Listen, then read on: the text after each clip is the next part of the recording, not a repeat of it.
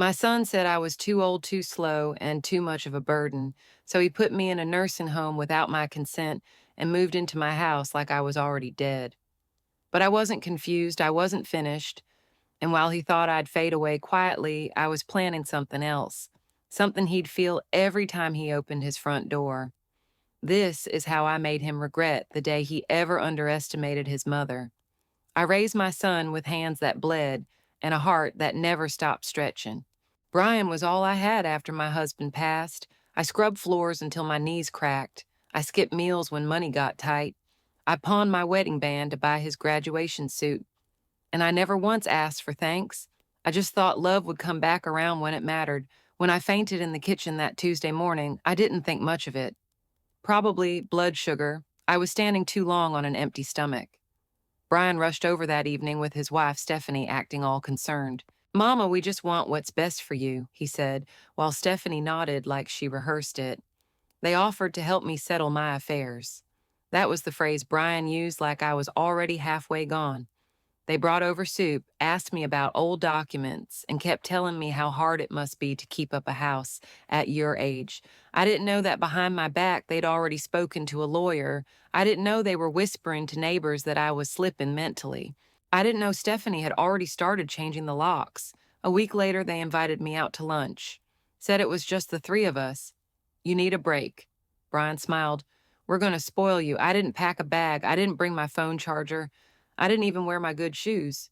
They dropped me off at a place with beige walls and plastic flowers in the hallway. Just for a few days, Brian said, 'Rest up. The nurse will help you get settled.' Then he hugged me tight like he meant it. Stephanie kissed my cheek, her lip gloss cold on my skin. And then they walked out the door and never came back. The room had no family photos, no calendar, no books, just a single dresser and a bed I didn't choose. I asked the nurse for a phone to call my son. She said, "You'll have to wait until visiting hours." I said, "He just left." She looked confused. Then she showed me a form my name, his signature boxes, checked medical consent, residential admission, observation status. He'd committed me. I sat on the edge of that unfamiliar bed with my hands folded like I was in church, staring at the floor trying not to shake, but I shook anyway. The next morning, I asked the front desk if I could speak with the administrator. I told her there must have been a mistake. I wasn't senile, I wasn't dying. She looked at me like I was a ghost asking to come back. "Your son said you're not safe on your own, said you had confusion spells. We were told to expect long-term placement." I wanted to scream, but I didn't, because deep down something told me screaming would only prove them right. So I waited. I waited in that little room for 3 days. On the fourth day, I finally got access to a phone. I called Brian straight to voicemail. I called again and again. Then I tried Stephanie Bang once, then blocked. Blocked. The same woman who used to cry in my kitchen about how hard marriage was had blocked me. I sat in that stiff back chair looking out the window at a courtyard full of people who barely remembered their names. Some drooled, some yelled at the air, some just stared into nothing. And I thought, is this how I end after everything I gave, after everything I held back to make sure he had a future? No, no. That night, I asked the night nurse for a pen and a notebook. I told her I liked to journal. She smiled kindly and brought me a little spiral one from the activities closet. I didn't write poetry. I didn't write prayers. I wrote facts, dates, transactions, account numbers, people I remembered, deeds I still owned, contacts I had. My lawyer, Vanessa Clark, who hadn't heard from me in 2 years, but never took me off her client list. I wrote everything down like it was a battle plan as it was. I wasn't confused, I wasn't delusional, and I damn sure wasn't dead. They thought I wouldn't notice the bank account freeze. They thought I wouldn't recognize that my name was missing from my own utility bills. They thought that just because I was old, I couldn't fight. But I raised a man, I survived a marriage, I survived breast cancer. No, I was going to survive this too, but I wouldn't just survive. I'd return, and when I did, I wouldn't ask for my keys back. I'd sell the whole damn house and buy the one next door just to watch Brian's face every morning. He stepped outside, thinking he won because sometimes the quietest woman in the room is just waiting for her moment, and mine was coming. Vanessa Clark didn't answer the phone the first time I called. Can't say I blamed her. It had been years, but I left a message, short, sharp, and deliberate. Vanessa, this is Evelyn Carter. I believe my son has committed fraud using my name and placed me in a facility against my will. I still have access to the joint account and legal documents. Call me. She returned my call before lunch the next day. Mrs. Mayfield, she said, sounding startled. Are you safe? As safe as a woman can be when her only child locks her away and thinks she won't bite back. She paused. Tell me everything. So I did. He came to see me that Friday, drove 3 hours in the rain, marched through the front doors of the facility, and told the nurse she was my attorney. The staff got nervous, real nervous. I could tell by the way the manager pulled her aside and tried to explain how they acted in the client's best interest. Manica wasn't having it. She came into my room with a briefcase and a fire in her eyes. You're not staying here another week, she said. And if they give us trouble, we sue them too. It felt like the first deep breath I'd taken in weeks. We went over everything, the documents Brian had forged, the power of attorney I never signed, the deed to the house that still listed my name and only mine, the joint account Brian thought I'd forgotten about. I had never removed him, but he didn't know I still had access. I'd been quiet for too long. You want to go nuclear? Vanessa asked. I looked her dead in the eyes and said, No, I want to go biblical. He grinned. Let's start with a revocation. You're still mentally competent. You still have your rights. First thing we do is strip him of every bit of legal control he thinks he has. Within days, Vanessa filed an emergency motion to revoke the forged POA. We submitted a capacity evaluation from the facility's own doctor, who had told me privately he saw no signs of dementia. We opened a case against Brian for elder exploitation and misrepresentation of legal documents, and we froze the account he used to pay his fancy mortgage. I left the nursing home on a Wednesday afternoon. No goodbyes, no farewell, hugs just a bag of clothes Vanessa bought for me in a slow walk out the front door. Freedom never smelled so sweet. We didn't go back to my house. I didn't want to. Vanessa booked us into a private suite at an extended stay for the weekend while we worked out the next step. Brian didn't know I was out yet, but oh, he would. That weekend, Vanessa filed a petition to enforce a partition sale of the property. Since Brian was living in a home he didn't legally own and I had not given consent for him to stay, we had every right to force a sale. If he refused to vacate, we'd go through the courts and law enforcement would remove him. And because I was still the legal owner, every dime would come to me. I pictured him and Stephanie sitting on my velvet couch sipping wine they couldn't afford, bragging about how they inherited a house from a confused old lady. They didn't inherit anything. They stole it and now they were going to choke on it. The process took about a week to move through preliminary hearings. We served them the paperwork at 7:00 a.m. on a Tuesday. According to Vanessa's private process server, Stephanie screamed. Brian turned ghost white and slammed the door. I didn't need to witness it. Knowing was enough. That evening, my phone buzzed. It was a number I didn't recognize. I let it ring. Then it rang again. Then again, I finally answered. Mom. Brian's voice was low, almost childlike. We got something in the mail today. Is this real? I didn't respond. He continued. You can't be serious. You're going to kick me out of my own house. I took a breath and said, You mean the house you threw me out of? He went silent. I never signed the documents. I continued. You forged my name, froze my accounts, and tried to erase me. That's not what happened. I was left in a nursing home with no warning and no clothes. I was lied to, manipulated, and legally violated. So yes, Brian, I'm serious. Mom listened. Stephanie thought. I don't care what Stephanie thought.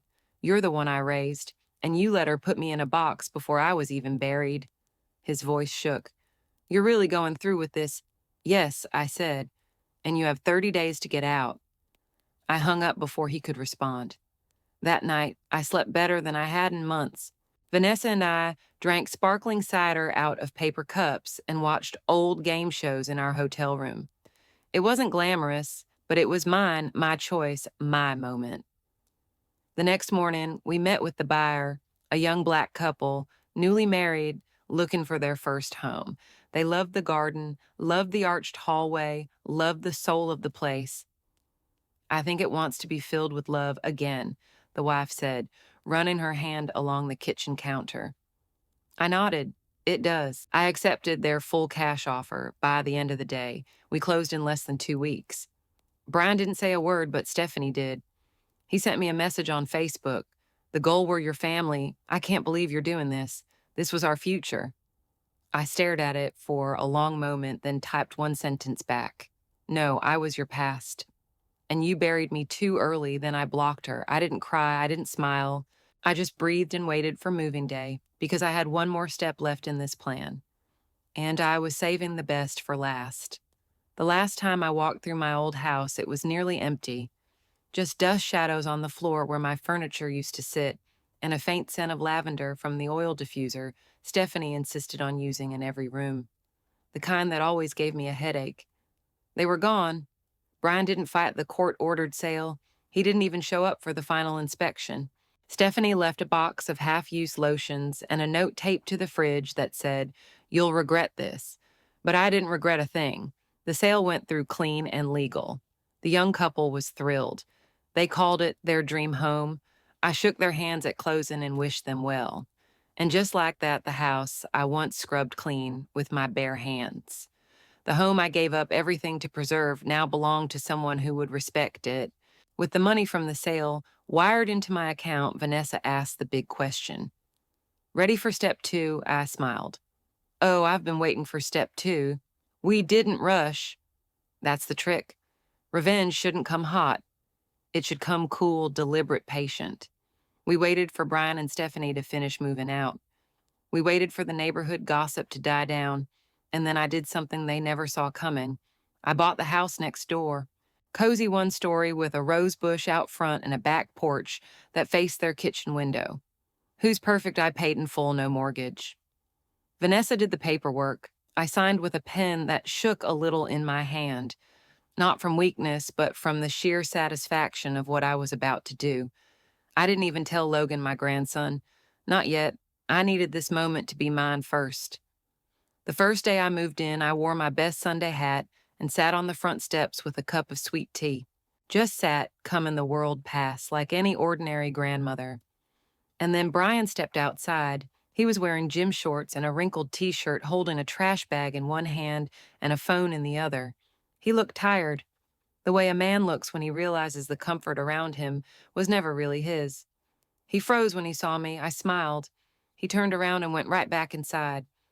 I didn't move. I had waited too long for this view. 4 days after that, Stephanie avoided eye contact. She pulled their curtains tighter. She parked on the opposite side of the driveway. The audacity of what I'd done was too much for her pride to process. But I wasn't done. I started planting roses along the fence, bright red ones that bloomed like fire. Vanessa called it petty. I called it peaceful warfare. Every morning I sat on my porch and waved at the mailman. I chatted with the neighbors they had ignored. I baked banana bread for the couple I sold the old house to. And every evening I watched Brian through the blinds as he tried not to see me.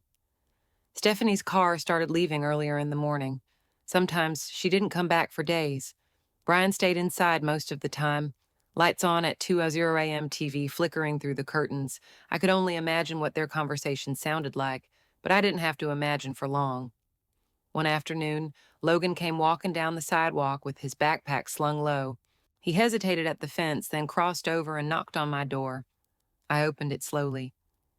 "Grandma," he said, "can I sit with you a while?"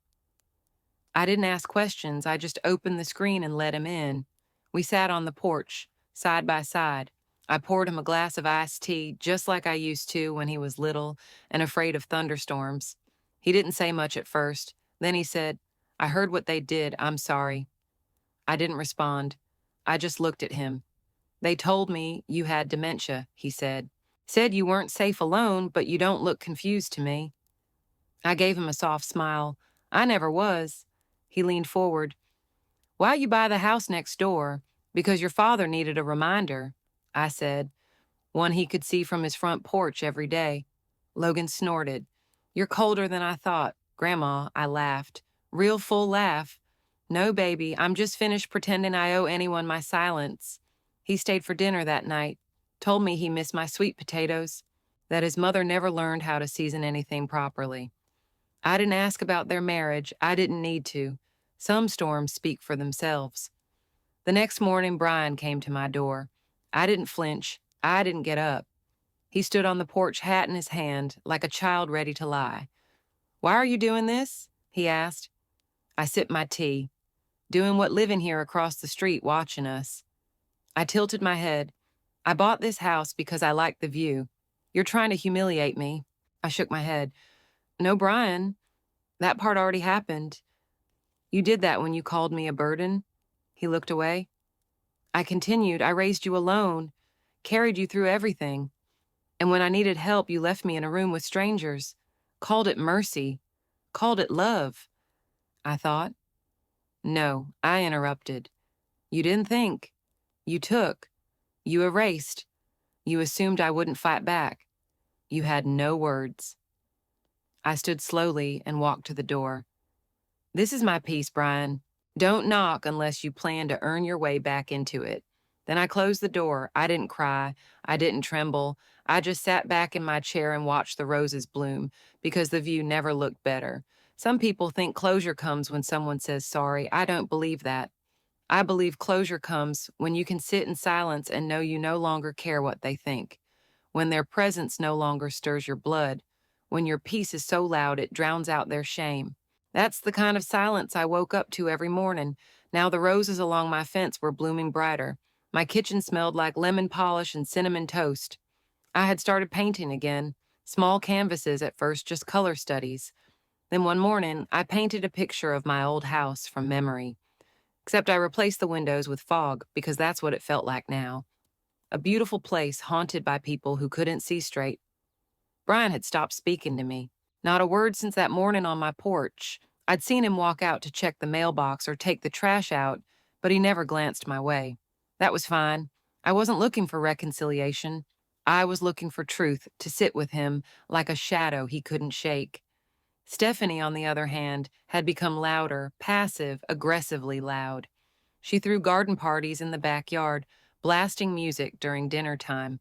She hosted wine tastings on the porch, cackling just loud enough to float over the fence. I could hear her when she talked about me to the guests. I mean, she's clearly lonely. Why else would she move next door? She's obsessed with us. It's creepy. She needs to let it go. We're happy. She's bitter. I didn't respond, not once, because happy people don't need to shout it from the lawn. Then one Sunday morning, I looked outside and saw a for sale sign go up in their yard. I nearly spilled my teeth. It was crooked at first, like they had rushed to shove it in the ground. Brian stood beside it, arms crossed his shoulders tight. Stephanie came out minutes later, still in her robe, screaming at him. I couldn't hear the words, but her body said enough, pointing, yelling, pacing. I watched from my porch like it was a matinee. I wasn't gloating, not really. I was witnessing the storm I'd already survived finally reaching the people who built it. Later that week, Logan came over again. He'd been coming more often, said he liked the quiet here, said he missed real food.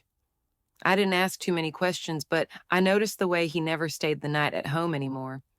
He was 14, caught between two parents who lied, and a grandmother they tried to erase. He asked if he could help me with the garden. I handed him gloves and a shovel. "You know," he said while planting new marolds, "I heard them talking about moving. Mom wants to go back to Texas." I nodded. "And your father? He doesn't want to leave, but he doesn't want to stay here either." "Why not?" Logan looked up at me. "Because every time he looks outside, he sees you." I didn't say anything, just patted the dirt down and smiled. That night, I pulled out the notebook I'd used at the nursing home, the one I filled with my plan, the facts, the names, the account numbers. I wrote one final sentence at the bottom of the last page. They thought they buried me. They didn't know I was a seed. Then I closed it for good. 2 weeks later, the for sale sign came down, but not because the house sold, because Stephanie moved out. I saw her drive away with her trunk full of boxes and her mouth pressed shut. No hugs, no goodbyes. She didn't even glance at Brian on the porch. Just got in her car and drove off like she couldn't get away fast enough. Brian sat outside for hours that evening, alone. No music, no wine, just him and the echo of everything he destroyed. I thought about going over saying something, offering him a piece of what he never gave me, but I didn't because his silence wasn't mine to fix. Later that night, Logan knocked on my door. She left, he said. Didn't even say goodbye. I let him in, made Coco let him sit on the couch and stare at the wall while my little jazz radio played in the background. I don't get it, he said eventually. They had everything. I looked at him. No, baby. They took everything and they built it on lies. That doesn't last. He nodded slowly. Can I stay here tonight? He asked. I blinked. Of course, I said. Anytime. He stayed that whole weekend. We cooked together, played cards. I showed him old photos of his grandfather, told him stories Brian never bothered to tell. He laughed, really laughed, and I saw something in him that made my heart crack open a little. He still had goodness, still had time to choose a different path. Maybe this story wasn't just about revenge. Maybe it was about reclaiming something bigger. A name, a legacy, a love that doesn't vanish just because someone called it inconvenient. As I tucked Logan into the guest room that night, he turned to me and whispered, "You're not a burden, Grandma." I smiled through tears. I know, baby, I know that now. And with the porch light glowing and the curtains drawn, I sat by the window, watching the house next door. Now quiet, now dim, now hollow. And I thought, this is what justice sounds like.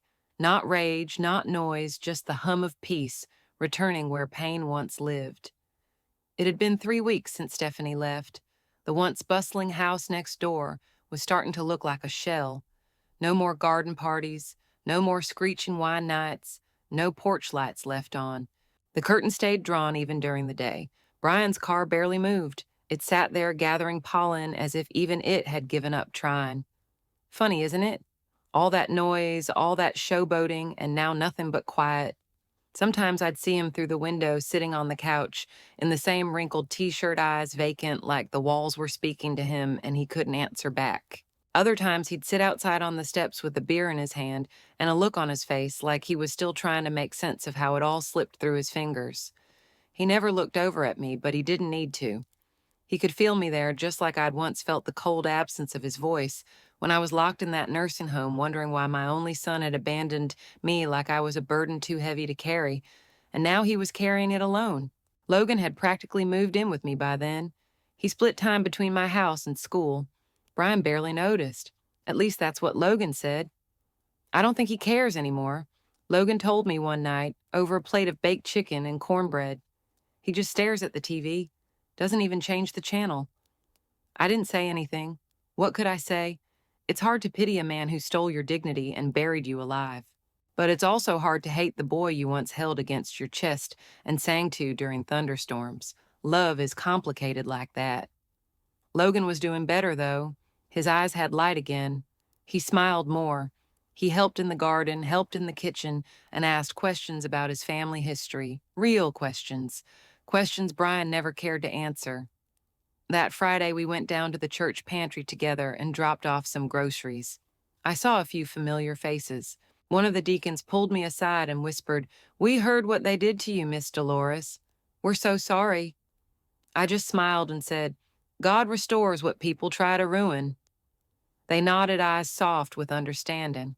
I could see they'd been watching from afar just like everyone else. The whole neighborhood knew by now. That was the other part of revenge people don't talk about. It spreads not because you shout about it, but because silence leaves a trail even louder than screaming. And Brian's silence, it was ringing through the community like a church bell after a funeral. That weekend, I went to the community center and dropped off a check, $10,000. Anonymous donation. I didn't want credit. It was for their new senior outreach program. A friend told me they were trying to expand rideshare services for elders who lived alone because I knew I wasn't the only one who had been made to feel like dead weight in their own family. I wanted to make sure no one else would be thrown away as easily as I was. Logan helped me deliver it. "Why don't you put your name on it?" he asked, because the people who need it don't care who gave it. They just need to know someone did. He nodded thoughtfully. That Sunday, Brian came to my porch. I was baking sweet potato pie. The smell must have drawn him out. He stood there for a long time before knocking. I opened the door, wiped my hands on a towel, and waited. He looked different, tired like someone who hadn't slept well in weeks. "I wanted to talk," he said. I stepped outside but didn't invite him in. He looked down at the porch floor. "Stephanie's not coming back." I said nothing. I tried to fix things, but everything fell apart. So I said nothing. Then he looked up at me, and for the first time in a long time, I saw the boy I used to know hiding somewhere behind those broken eyes. "I messed up, Mama."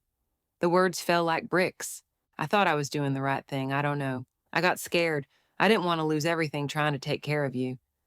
"You didn't take care of me," I said, quiet but sharp. "You got rid of me." He nodded slowly, guilt swelling behind his eyes. I was wrong. There was finally I waited, then said, "And now I don't expect anything. I just wanted to say it." I took a deep breath. "You thought you could bury me, Brian," I said, "but you didn't know what I had left in me. You forgot what I gave up to build that house, to raise you, to keep your lights on, to put food on your table." He looked down again. "I didn't forget," he whispered. I tried to rewrite the ending, and I was wrong. I nodded once, then said, "Logan is safe with me. He can stay as long as he needs, but you've got some soul searching to do, and you won't do it on this porch." Then I turned and went back inside. I didn't slam the door. I didn't cry. I let the smell of sweet potato pie fill the house, and I set the table for two. Logan came down the stairs a few minutes later. "Was that him?" I nodded. "What did he say?" "Nothing I haven't already heard in my heart," I said. "But it's not my job to carry him anymore." He sat at the table. "I'm glad you're my grandma," I smiled. "Me too, baby, me too." Outside, Brian sat on his porch alone again, and I let him because peace once reclaimed is not something you ever surrender again. You don't always get the ending you thought you wanted. Sometimes you get something better. I never imagined I'd spend the last chapter of my life living next door to my own son after he betrayed me. I never pictured raising my grandson a second time, and I sure never thought peace would come, not through reconciliation, but through boundaries. But here I am, still standing, still breathing, still free. Brian never left the neighborhood. He didn't sell the house, even after Stephanie packed up her car and disappeared back to Texas. He stayed put. Maybe it was guilt, maybe it was shame, or maybe he thought he could fix it by proximity. But I didn't want proximity. I wanted distance with meaning. He tried a few more times to visit. A wave here, a knock there, but I kept our interactions short. Polite, controlled, because I'd already lived through the storm and I wasn't about to let the wind back in. Logan had settled into a rhythm at my house. He called it our place now. He started getting better grades again. He even joined a youth gardening club and asked if we could grow tomatoes next season. Of course we could. We could grow whatever we wanted because no one was going to uproot us again.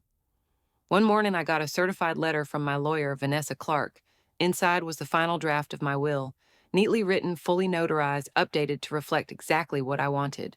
Brian got nothing, not a penny. The house I now lived in, willed to Logan when he turns 21. Until then, a trust fund would cover his education, living expenses, and anything else he needed to find his footing. The rest of my estate, every bit of retirement savings, sale profits, and old insurance money would go to a fund I helped launch through the community center, the Mayfield Legacy Grant. It would help older women in crisis, women discarded by the very children they raised, women who needed just one more hand to pull them back into dignity. I'd already made the first donation, $50,000. I didn't tell Brian about the will. I didn't have to. He found out on his own 2 months later when he asked Vanessa for a copy of the estate plan just to be informed. She told him with a smile that he wasn't included. He called me that night. "Mom," he said, voice tight, "is this real?" "Yes, you're cutting me out completely." "No," I said. "You did that all by yourself years ago when you signed me away like luggage and sold my things before I was even cold." He was silent. I continued, "You didn't just fail me, you erased me, and now you're learning what that feels like." I said, "I was sorry," and I said, "I forgave you, but forgiveness doesn't mean inheritance." Then I hung up. That was the last time we spoke. A month later, he moved quietly. No U-Haul, no goodbye. Just a faded for sign that finally came down after 2 weeks. The neighbors said he left town. Some say he went to Florida.